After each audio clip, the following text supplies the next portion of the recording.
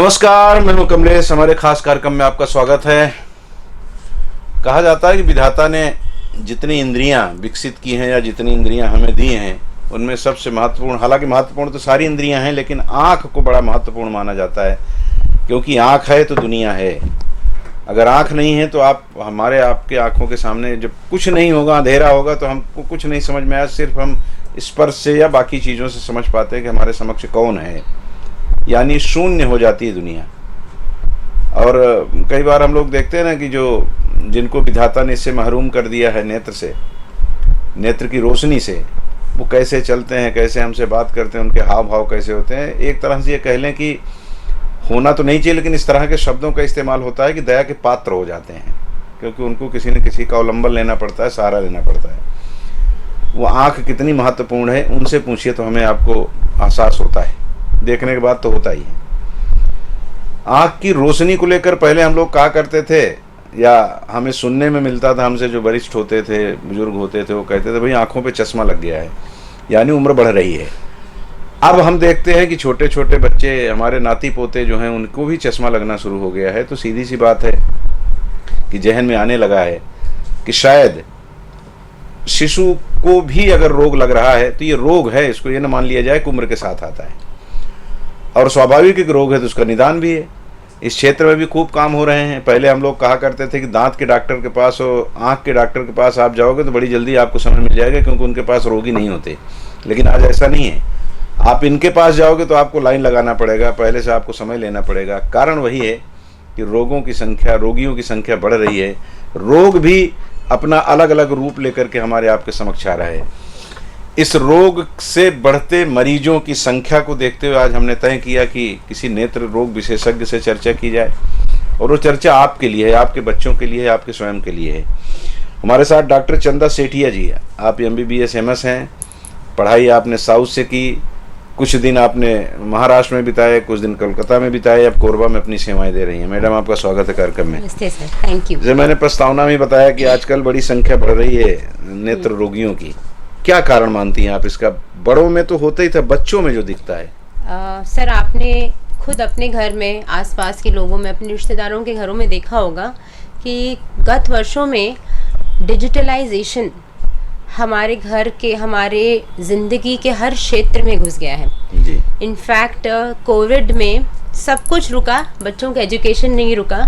The big reason for that was कि digitalisation हुआ, screen से बच्चों की पढ़ाई नहीं रुकी जी। इसके बहुत फ़ायदे मिले, स्पेशली 11-12 में पढ़ने वाले बच्चों, जिनका कॉलेज का एडमिशन नहीं रुका, ज़िंदगी नहीं रुकी। लेकिन इस डिजिटलाइजेशन के कारण बच्चों में एक एडिक्शन पाया गया। जो पढ़ाई वो स्कूल में अपने टीचर्स के समक्ष, अपने बाकी फ्रेंड्स के साथ करते थे, वो अपने घर के आराम ये माहौल में, अपने बेड पे, सोफ़ा पे, अपने छोटे से मोबाइल के थ्रू कर रहे थे। जी जी। जैसे वो परीक्षा और क्लास ख़त्म हुई, वहीं पर एंटरटेनमेंट शुरू हो गया। बिकॉज़ कोविड के चक्कर में हम कोई माँ बाप नहीं चाहते थे अपने बच्चों को बाहर भेजना। अब पूरे दिन क्या करेंगे? कार्टून देखना शुरू कर दिया। बस cartoon, games, social media interaction इस उम्र में आ गया जिस उम्र में इनको ये चीज़ का ज्ञान था ही नहीं। जी। सिर्फ 2015 की बात करें सर, तो सिर्फ 10 से 15% बच्चों में चश्मे का नंबर पाया जाता था। अभी जो स्टडीज़ हो रही है LV Prasad Hyderabad, AIIMS new Delhi and बाकी ऐसे सेंटर्स में, काफ़ी अर्ली है अभी स्टडी स्टेज पे, बट इवन नाउ ऐसा कह रहे हैं कि 30% इंक्रीज़ हुआ है ये चश्मे का नंबर। जी। अगर मैं आपको साइंटिफिक वे में बताऊं तो बेसिकली हमारी आँखें बनी थी दूर की चीज़ें देखने के लिए। अगर हम आदम ज़माने में जाएं तो बेसिकली हम शिकार करते थे सर, दूर वो पक्षी है, अपने आप को बचाने के लिए, डिफेंस में। इसलिए हमारी दूर की नज़र हमेशा बहुत ही शार्प होती थी। अब आते हैं प्रेजेंट युग में, जहाँ मीडिया, एंटरटेनमेंट, इनफैक्ट हर स्टेज में इतना डेवलपमेंट हो चुका है, लेकिन हमारा ब्रेन उतना विकसित नहीं हुआ है सर। हमें आज भी दूर देखने की बहुत आवश्यकता है। जो संयुक्त परिवार थे वो छोटे परिवार बन गए। जी। बड़ा आंगन अब 4 दीवारों में सीमित हो गया। बच्चों के साथ 10 बच्चे खेलते थे, आज वो एक बच्चा है।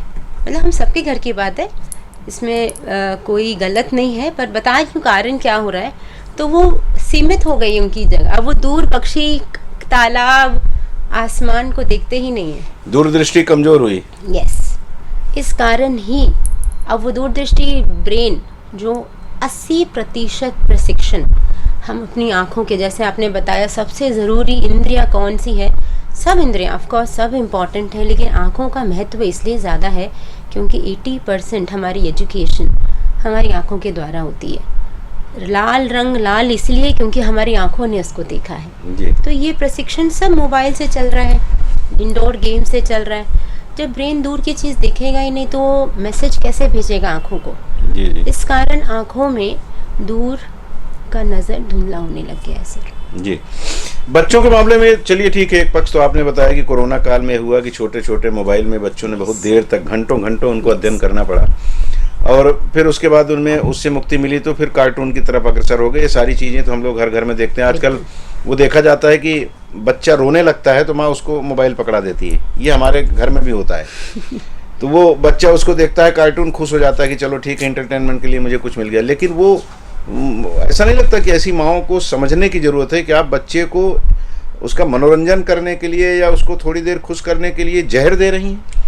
यस, अगर मैं ये शब्द नहीं यूज़ करूँगी, बट मैं ये ज़रूर जरा कठोर हो जाता है कि वो भी शायद समझ नहीं पा रही हैं, या उसको भी लग रहा है फ्रस्ट्रेट हो गई हैं, what ever the reason sir, but शायद बच्चों के साथ खेलने के लिए ना खुद बच्चा बनना पड़ता है जी। वो पेशेंस रखना पड़ता है कि हमारा बच्चा समय लेगा समझने को, बिकॉज अभी तक उसका ब्रेन इतना विकसित नहीं हुआ है, वो अपने इमोशंस को इतना रेगुलेट नहीं कर सकता, उसको नहीं पता कौन से माहौल में कैसे बिहेव करना है। उस समय हमें खुद पहले काम डाउन होने की ज़रूरत है और उसको आँखों से आँखें मिला के उसे समझने की ज़रूरत है। लेकिन अनफॉर्चुनेटली इतना पेशेंस नहीं रहा अब हम में। शायद हम अब फन पेरेंट नहीं रहे, जैसे हमारे दादा दादी माँ बाप थे, कहानियाँ सुना के खाना कब खिला देते थे, भगवान की स्तुतियाँ सुना के कब हमें हनुमान चालीसा याद करा देते थे। वो पेशेंस हम में नहीं रहा है सर। शायद बच्चों से ज़्यादा पेरेंट्स की काउंसलिंग करती हूँ अक्सर मैं, जब हमारे पास पेशेंट्स आते हैं कि मोबाइल हमने दिया है, हमारे बच्चों ने नहीं मांगा था, उन्होंने हमारा समय मांगा था, हम समय नहीं दे पा रहे हैं तो हमने मोबाइल दे दिया। हाँ, कुल मिला के अपना रोग उनको हम संभाल दे रहे हैं एक तरह से, कि जो हम जिसके रोगी हम हो गए, एडिक्ट हो गए हैं, वो हम बच्चों की तरफ भी उसको प्रेषित कर रहे हैं, वो ठीक नहीं है। एक बार कई बार यह भी देखने को आता है कि जैसे ग्रामीण क्षेत्रों में आज नहीं, आज तो मोबाइल गांव में भी पहुंच गया है, लेकिन जब मोबाइल नहीं था तो उस समय भी बच्चों में ये रोग दिखता था। तो क्या इसको क्या माने कि वो कुछ उनके अंदर कुछ अनुवांशिक कमी की वजह से? पहले आप जैसे बताए रूरल पॉपुलेशन में 4.8% था सर ये इंसिडेंस, और अब 9.6% हो गया, which is double, almost double. Figures इधर उधर हो सकते हैं लेकिन मोटा मोटी यही नंबर है। सो दृष्टि कमज़ोर होना पहले भी था सर। जी जी। पहले पौष्टिकता की कमी के कारण हमने देखा है वो अलग थोड़ी बीमारियां होती थी, उसमें एलर्जीज़ बहुत पाए जाते थे, बच्चे आँख मसलते थे, स्पेशली कोरबा में बहुत राखड़ है, हमने यहाँ भी बहुत एलर्जीज़ और सिलिंड्रिकल पावर देखा है रब करने के कारण, पर उसका परसेंटेज बहुत कम था सर। अब ये परसेंटेज दिन दुगना रात चौगुनी बढ़ रहा है जी। बिकॉज मैंने अभी जब मैं गांव के तरफ भी कभी रास्ते में जाते तो हम देखते हैं वहाँ कोई बच्चे खेलते हुए नज़र ही नहीं आते सर। जो तालाब के पास बच्चे खिलखिलाते थे सर, अभी सबके हाथ में मोबाइल है, क्योंकि मोबाइल बहुत ज़्यादा बड़ा एंटरटेनमेंट है, बोर ही नहीं होते ना सर बच्चे। जी जी जी। हाँ, वो खजाना है, इसमें मज़ा नहीं आया तो दूसरे पे चले गए। इसका भी एक साइंटिफिक कॉज है सर। जब हम कोई अच्छी मनोरंजक चीज़ें देखते हैं ना, हमारे ब्रेन में एक हार्मोन रिलीज होता है डोपामिन। ये डोपामिन ना बड़ा कमाल की चीज़ है सर, हर एडिक्शन डोपामिन से रिलेटेड है। जैसे ही मोबाइल का वो आप उनसे छीनोगे वो डोपामिन डाउन, उनको समझ नहीं आता, बच्चे हैं, इमोशंस रेगुलेट नहीं कर सकते, वो चिड़चिड़ाने लगते हैं। अब माँ के हाथ में इतना सारा काम पड़ा है, कौन करेगा, चल तू वापस मोबाइल ले ले। एंड इसी प्रकार ये 10 मिनट का जो मोबाइल का सफ़र था आज 4 घंटा हो गया। जी जी जी। आपने राखड़ की बात कही, स्वाभाविक है कि कोरबा को हम लोग वैसे भी कोरबा को ये कहा जाने लगा है कि एक राखड़िस्तान बन गया है ये। इतनी राख उड़ती है, अब तो खैर कुछ कम हो गई, नहीं तो आज के करीब 20 साल पहले यहाँ एक 100 मेगावाट अब बंद हो गया, उसकी जगह 500 हो गया। वहाँ से निकलते समय अगर आपने चश्मा नहीं लगाया और दोपहिया वाहन में जा रहे हैं तो पक्का मान के चलिए कि एक्सीडेंट होगा, क्योंकि इतने बड़े बड़े कण गिरते थे। वो स्वाभाविक है कि वो कष्ट हम लोगों ने भी झेला है, तो आंखों पे अगर कुछ असर उसका पड़ा होगा तब दिख रहा है। ये राखड़ से बचे रहने के लिए क्या करें लोग? चश्मा तो ठीक है कि अगर शौकिया तौर पे लगाते हैं तो लगाएं, या हम लोग जैसे लगाते हैं मजबूरी हमारी के बिना उसके काम नहीं होता, तो उनको तो बचत हो जाती है, लेकिन बाकी लोग क्या करें? सर जैसे जिनको चश्मा नंबर नहीं है जी। वो भी प्रोटेक्टिव आईवेयर्स पहनना चाहिए सर, स्पेशली जो 2 व्हीलर्स पे या ऑटो में या ओपनली ड्राइव कर रहे हैं, साइकिल पे हैं, जो साइड से भी कवर करे। क्योंकि हमने एक बहुत परसेंटेज ऑफ एलर्जी पेशेंट्स हमने इस शहर में आके, मैं तो 3 साल से शहर में प्रैक्टिस कर रही हूँ सर, तो मैंने ये एलर्जी के पेशेंट्स बहुत ज़्यादा देखे हैं। अगर मैं आपको एक अपना ही अनुमान देती हूँ, मैंने जो अपनी स्टडी करी है, 5 में से 3 पेशेंट्स को एलर्जी होता है सर। जी। एलर्जी में बेसिकली आँख में या बॉडी में कोई भी अनवांटेड चीज़ जाएगी तो बॉडी उसको निकालने का पूरा कोशिश करता है। हमारा बॉडी बहुत ही सफिशिएंट है, लेकिन जब वो परसेंटेज फॉरेन बॉडी का ज़रूरत से ज़्यादा होता है तो बॉडी भी ज़रूरत से ज़्यादा लड़ाई करती है। उस चक्र में एलर्जिक रिएक्शंस होते हैं, आँखों में लालीपन होना, आँखों में खुजली आना, आँखों से पानी आना, सूजन आना। अब स्वाभाविक है ऐसा कुछ होगा तो सबका हाथ चला जाता है आँखों में और आँखों को मसलने लगते हैं। जब मसलते हैं, स्पेशली यंग बच्चों की आंखें बहुत सॉफ्ट हैं, जैसे कोई कच्चा घड़ा है सर, जब उसको मसलते हैं आँखों का आकार बदल जाता है और तिरछा पावर बहुत ज़्यादा आने की संभावना बढ़ जाती है। जी। तो protection from these dust is eyewear पहनिए प्रोटेक्टिव। दूसरा, जब भी आप वापस अपने घर पहुंचते हैं अच्छे से आँखों को धोइए, हो सके तो अपने घर के जो फिल्टर पानी है, फिल्टर्ड वाटर, उससे धोइए, क्योंकि नल के पानी में भी थोड़ा केमिकल ज़्यादा है। समय से डॉक्टर को दिखाते रहिए ताकि हमें ये पता चले कि इस डस्ट का कोई दूर प्रभाव तो नहीं पड़ रहा आँखों में।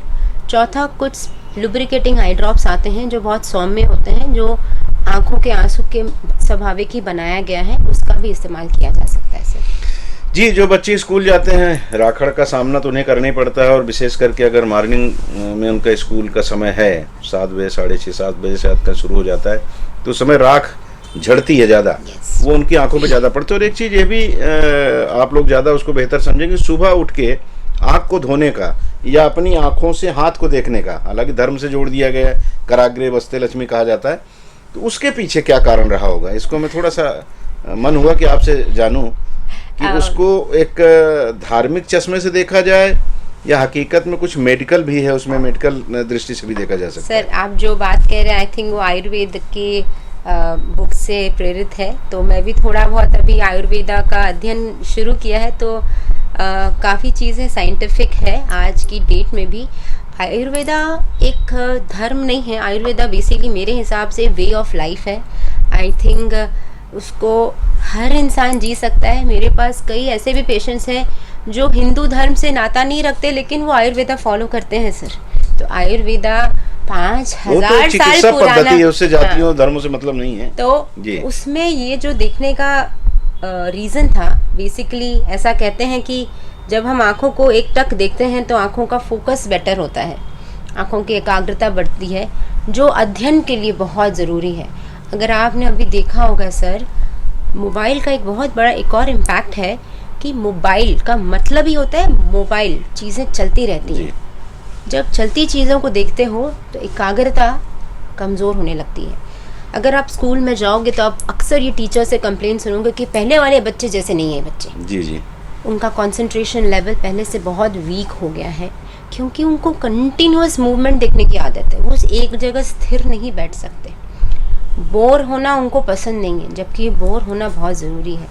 दूसरा, जो आँख को साफ़ करने की बात कहते हैं, तो इंद्रियों को हमेशा क्लीन नीट रहना चाहिए। अगर मॉडर्न साइंस में कहा तो मॉडर्न साइंस भी ये बात कहता है, जब हम पेशेंट को छूते हैं उसके पहले भी हाथ धोते हैं और पेशेंट को छूने के बाद भी हाथ धोते हैं। स्पेशली जो वार्ड में राउंड्स लेते हैं या जो इंटरवेंशनल काम करते हैं, वो उसका मेन यही है कि आँखों हाथों से कोई बैक्टीरिया, कोई डस्ट हमारी शरीर के किसी कोने में नहीं जाए, स्पेशली आँखों में ना जाए, ताकि उसमें इन्फेक्शन ना हो सके। नहीं, कई बार जैसे हम लोगों के जहन में, जो अज्ञानी लोग हैं उनके जहन में आता है कि जो सो के उठते हैं तो उस समय हमारी आंखें लाल रहती हैं या नींद से हम जगे होते हैं, तो उस समय अगर किसी दूसरे आदमी से हमारा आई कांटेक्ट होता है तो उसको झटका लगता है, क्योंकि हमारी किरणें उसकी आंखों से टकराती हैं। ऐसा ऐसा कहीं कहीं चर्चा होती है। तो इसलिए कहते हैं कि अपने हाथ से, आपके शरीर से किरणें जो निकलेंगी आपके हाथ से ही टकराएंगी, इसलिए किसी दूसरे को नुकसान नहीं पहुंचाती, आपको फायदा देती हैं। मतलब जो आप बात कर रहे हो उसका साइंटिफिक बेसिस नहीं बता पाऊंगी मैं, बट किसी को गुस्सा से देखने से अच्छा है कि खुद ही को आईने गुस्से से में नहीं, जब हम सो के उठे होते हैं 8 घंटा, हाँ। तो आंखें हमारी बंद रहती हैं, जब खुलती हैं तो उस समय ये कहते हैं कि वो थोड़ा सा आंखों में कुछ ज्यादा तेज रहता है, क्योंकि बंद रहती है 8 घंटा, शांत रहती है, एकदम से खोलते हैं तो उसकी किरणें दूसरे की आंखों से टकराती है तो उसको नुकसान पहुंचता है। इसलिए ऐसा कर दिया गया कि आप धर्म से जोड़ दिया जाए इसको। हाँ, कि ऐसा कहते हैं अपने इष्ट देव को देखिए ताकि उनके दर्शन कीजिए। फर्स्ट चीज ही पॉजिटिव और एनर्जेटिक लीजिए, शायद इससे जोड़ना चाहा होगा। अच्छा, बच्चों का जैसे अब आज की तारीख में है कि उनके हाथ में मोबाइल आ गया, या कई बार होता है कि उनको होमवर्क इतना ज़्यादा मिल जाता है कि उसकी वजह से भी, खेलने की वजह से, जो भी कारण रहे, बच्चे ज़रा देर में सोते हैं।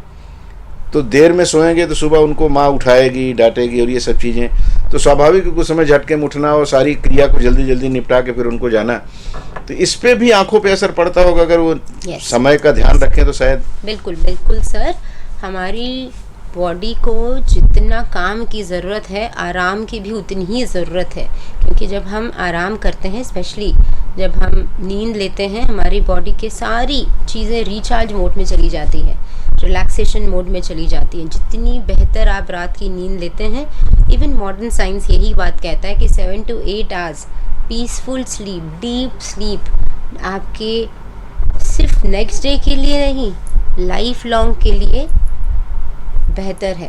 हर स्टडीज़ में यही पाया जा रहा है, क्योंकि मोबाइल इतना ज़्यादा देख रहे हैं, मोबाइल से जो ब्लू रेज निकलती हैं वो हमारी ब्रेन को एक नेगेटिव मैसेज देती है कि नहीं अभी दिन का टाइम है, और ब्रेन एक बायोलॉजिकल क्लॉक के हिसाब से चलता है। तो जो एक मेलाटोनिन हार्मोन है जो रात में सिक्रीट होता है, बिकॉज रात में रोशनी नहीं आती है, वो बंद हो जाता है, क्योंकि उसको मोबाइल दिख रहा है, वो लाइट देख रहा है, तो उसे लगता है ओह अभी तो नींद का समय नहीं हुआ है। तो नींद आती भी है तो परफेक्ट नींद नहीं आती, डीप स्लीप नहीं आती, जिससे नेक्स्ट डे इफेक्ट होता है, एंड दैट वो साइकिल चलता रहता है सर। तो रात की नींद बहुत आवश्यक है। अगेन एक कारण जिससे मोबाइल को हम दूर रखने बोलते हैं, मैं ये भी कहती हूँ अपने पेशेंट्स को, स्पेशली पेरेंट्स को, कि 2 घंटा पहले रात सोने से उठने के 1 घंटे तक मोबाइल मत दीजिए, आप दूसरे रूम में रखिए। शुरू में अजीब हो सकता है, डिफ़िकल्ट होगा, बट धीरे धीरे अगर आप इस आदत को अपनाएंगे, आपके लिए भी अच्छा और बच्चों के लिए भी अच्छा। अब मैं कोरोना काल की बात, हालांकि आपने कहा है, कई बार ये कहते हैं कि उसमें जो प्रतिरोधी क्षमता बढ़ाने के लिए जो दवाएं उस पीरियड में हमें दी गई, उसका भी हमारे शरीर पे असर पड़ रहा है। अब लोग तो कहते हैं कि हार्ट अटैक से मरने वालों की संख्या बढ़ गई, आंखों की रोशनी पे भी बड़ा असर पड़ा है, और भी बहुत चीज़ों पे असर पड़ने की बात कही जाती है। क्या आप ऐसा महसूस करती हैं कि उसका असर पड़ा है कुछ? सर अभी बहुत अर्ली स्टेज होगा इस बारे में कुछ बोलना, बिकॉज ऐसे इंसिडेंट्स हर जगह से रिपोर्ट्स आ रहे हैं, बट साइंस बहुत डिफ़िकल्ट है सर, क्योंकि साइंस में प्रूफ करना पड़ता है। जी जी। अब सिर्फ कोई 100 जन अगर ये बात कह देते हैं तो वो साइंटिफिक नहीं होता। वो साइंटिफिक तब होगा जब उस 100 के अगेंस्ट और 100 लोगों को रखा जाए, 3 साल तक या 5 साल तक उनको फॉलोअप किया जाए, और फिर अदला बदली करके वापस से ऐसा देखा जाए, वो टेस्ट किए जाए, स्पेसिफिक कंडीशंस में रिसर्च किया जाए। अगर तब कोई प्रूफ होते ये बात कि हाँ भाई बुखार पैरासीटामोल से उतर जाता है इतने ग्राम पे देने से, तब वो साइंटिफिक होता है। ऐसे रिपोर्ट्स बहुत आ रहे हैं सर, बट साइंटिफिकली अगर मैं बोलूँ तो अभी शायद हमें थोड़ा वेट करना पड़ सकता है। जी जी जी जी। जो आंखों के रोग कोरबा में हम लोग पाते हैं, आपके पास जो मरीज आते हैं उनको, जो आप अध्ययन में पाती होंगी, उनके इलाज के लिए दवाओं से ही काम हो जा रहा है कि ऑपरेशन भी करने की स्थिति निर्मित हो रही है? शुरुआत में तो मैं हमेशा लाइफस्टाइल चेंजेस का ही सुझाव देती हूँ सर। उसके बाद अक्सर मेरे पास जो बच्चे आते हैं ऑलरेडी बहुत हाई चश्मे का नंबर लेकर ही आते हैं, -3, -5, 5 साल 7 साल के बच्चे, तो चश्मा नंबर तो देना अनिवार्य हो जाता है।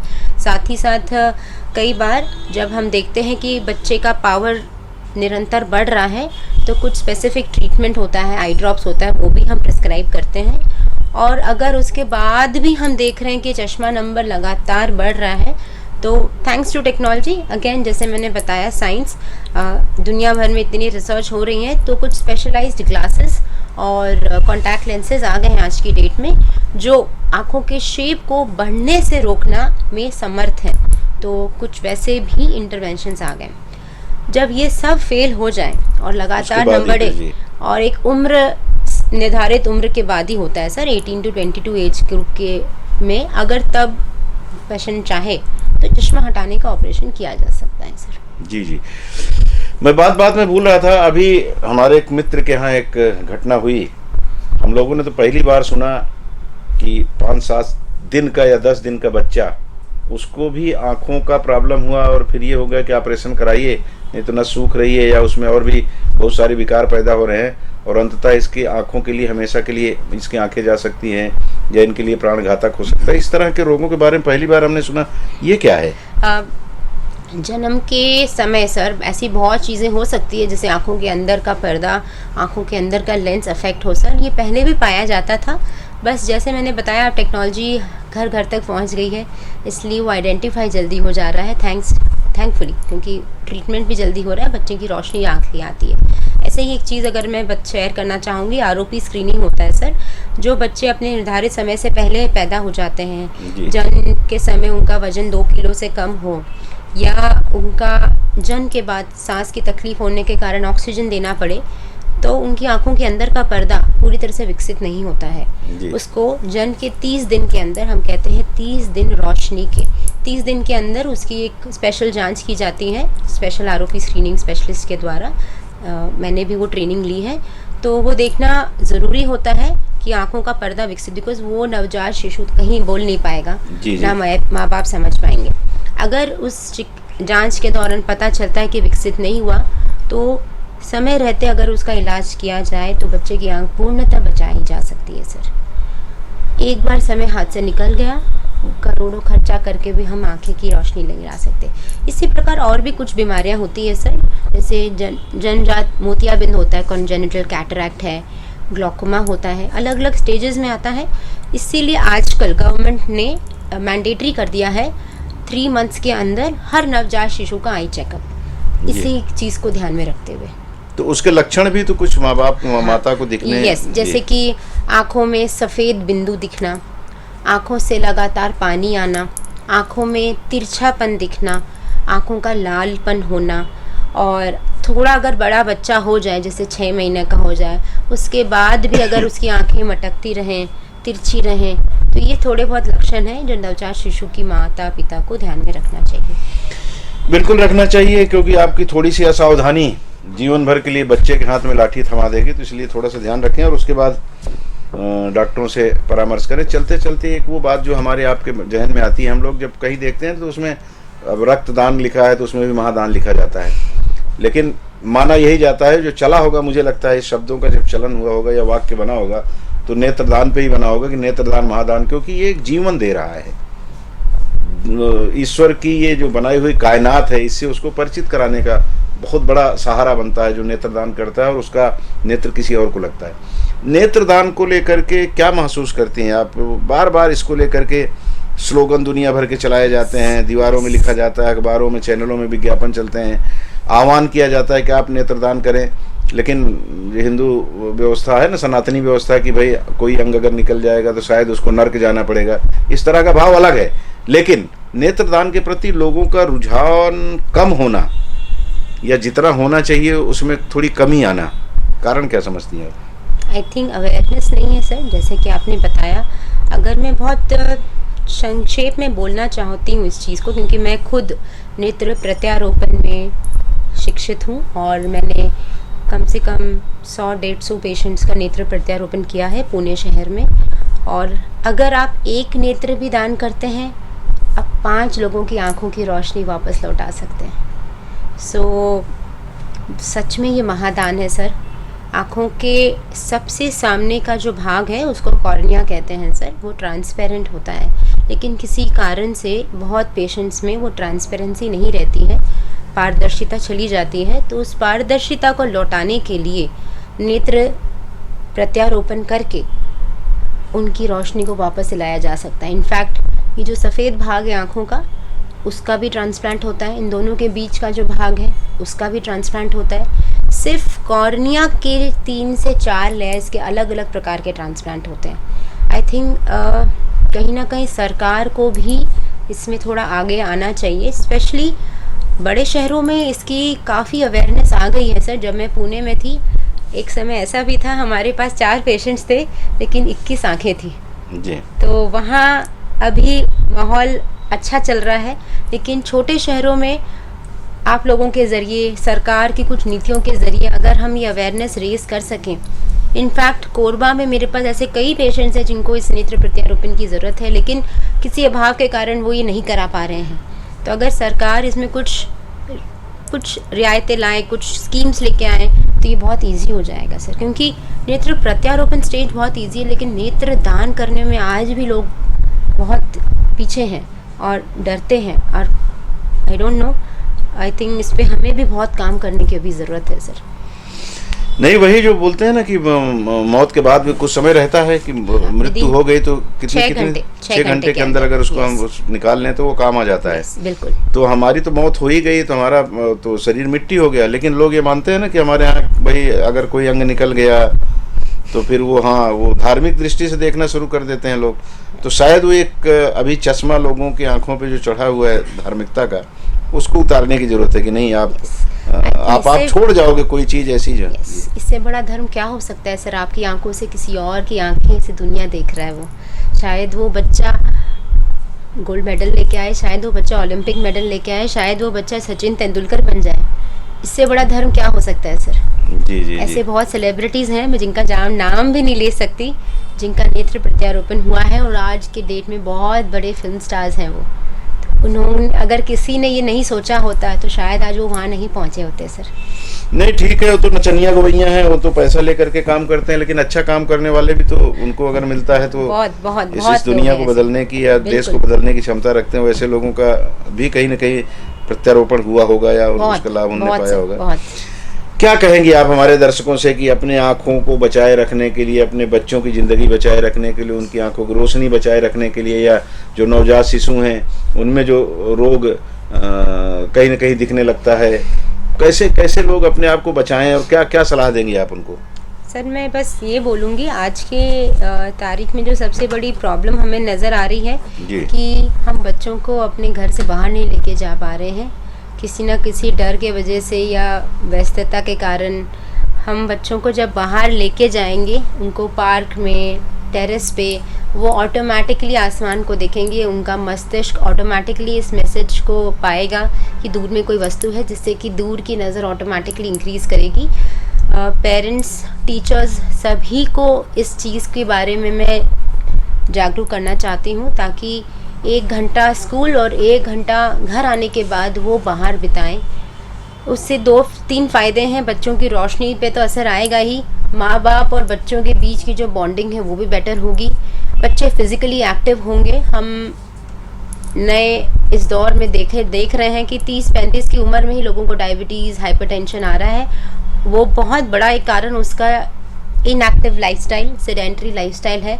अगर शुरू से ही वो खेल कूद में अग्रसर रहेंगे तो एक पार्ट ऑफ लाइफ बन जाएगा। सो आगे जाके वो मुश्किलें होने के बाद उस लाइफस्टाइल को अपनाने से बेटर है कि वो लाइफस्टाइल अपना के हम मुश्किलों को दूर रखें। और नवजात शिशु की अगर बात रही तो अगर जो बच्चे जन्म से समय से पहले पैदा होते हैं, 2 किलो से वजन जिसका कम हो या जन्म के बाद ऑक्सीजन देने की ज़रूरत हो, उनको 30 दिन के अंदर ज़रूर आँखों की जांच करवाएं। और अगर आपका बच्चा सब हल्दी बच्चा भी हो तो 3 महीने के अंदर ज़रूर आँखों की जांच करवाएं। जी बिल्कुल बिल्कुल। आपके घर में अगर उम्रदराज लोग हैं, मतलब 70, 75, 80 को क्रॉस कर गए हैं, जिन्होंने जीवन में बहुत कुछ अनुभव किया है, और पहले जो नाना, दादा, और ये इस तरह के जो रिश्तेदार होते थे, वो जो हमें सीख देते थे, जीवन जीने का तरीका बताया करते थे, स्वस्थ रहने के जो तरीके बताया करते थे, उसका भी अनुसरण करना चाहिए।